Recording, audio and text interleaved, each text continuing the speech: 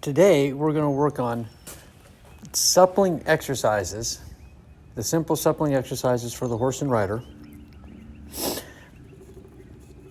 We're initially going to start on a circle and just bending the horse to the inside, putting the horse's head to the inside of the circle as she walks. This happens to be a 5-year-old mare who shows in the 5-year-old jumpers and is going to be suitable for jumper and for hunter.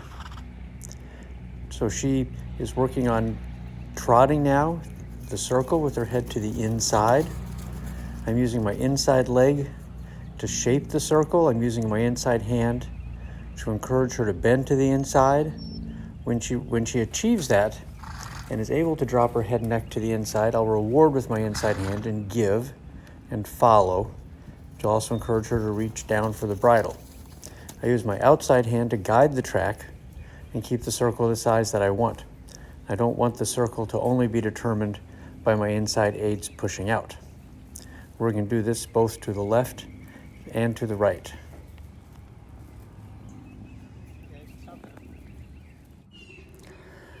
Now you can see that we've switched directions, and we're just going to perform this exercise to the left.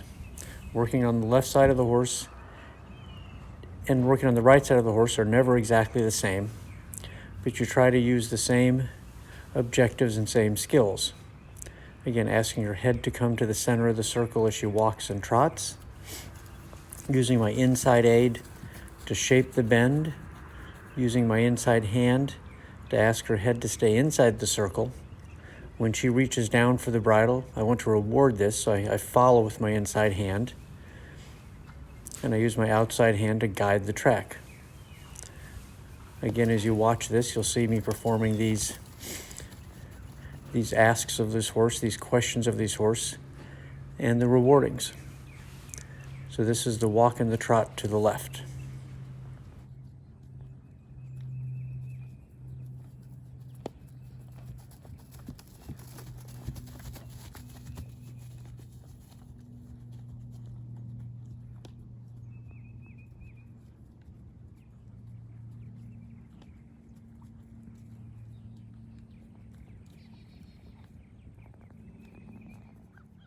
The next is just working on a straight line. Can the horse trot on a straight line? Can a horse make the transition from walk to trot and trot to walk on a straight line? Next, we combine our exercises into proper figure eights. Here are diagrams of the proper figure eight and the improper figure eight. As we move forward into the figure eight, we just incorporate the exercises that we have already done. Bending to the left, asking the horse to put her head into the center of the circle, and then asking her to transition into a straight line. At the center point, I change my diagonal, and as I leave the straight line, I reintroduce the next bend. It's important to take into consideration that bending to straight is a very important transition, establishing the straight line, and then reintroducing the new bend when it's time.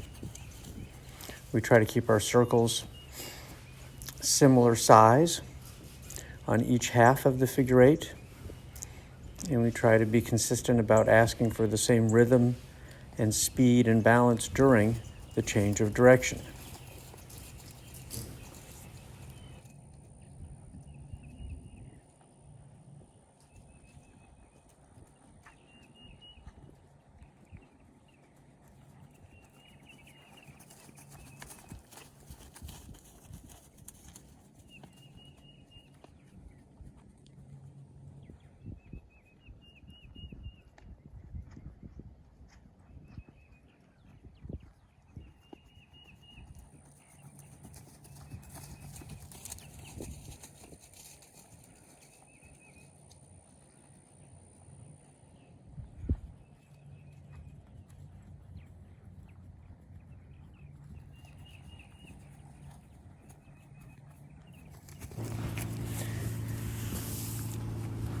After incorporating the trot exercises of bending and straight and then taking them into the figure 8 changes of direction.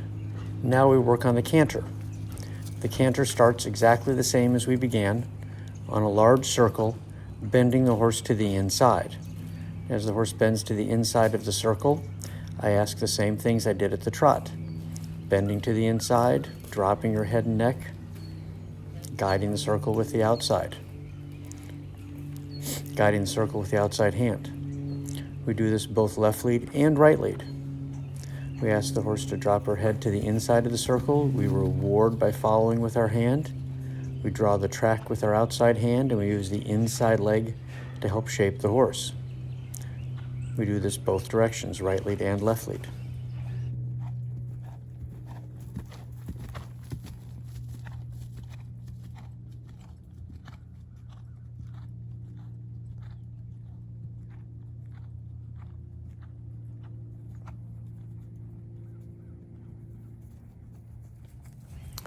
Okay, now that we've worked the right lead circle and the left lead circle, now we do large arena, large space figure 8s at the canter. We've made our circle much larger here to make it easier on the horse and give the horse more time to introduce each new direction and each upward and downward transition. But it's bending to the left, big circle, asking the horse to bend, hold a bend in her body, asking the horse to make a transition from bending to straight at the canter, asking the horse to hold a straight line at the canter, downward transition to the trot, introduce the new direction, and then pick up the next lead. This is a 5-year-old, so we're not yet going to ask this horse to pick up her leads while she's still on a straight line. We're going to let her bend and establish the new direction before we ask her to pick up the new lead. And this again is basic suppling exercises, good for all horses of level and ability. Straight line, introducing the new direction, which is to the left, and asking for the left lead.